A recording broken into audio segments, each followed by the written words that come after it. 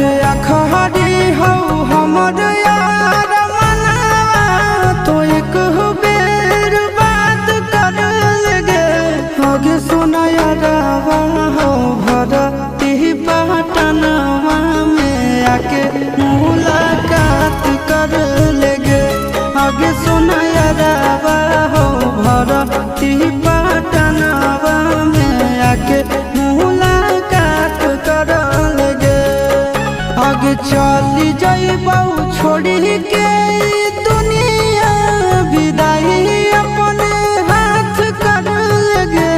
आगे सुना यारवा हो भरती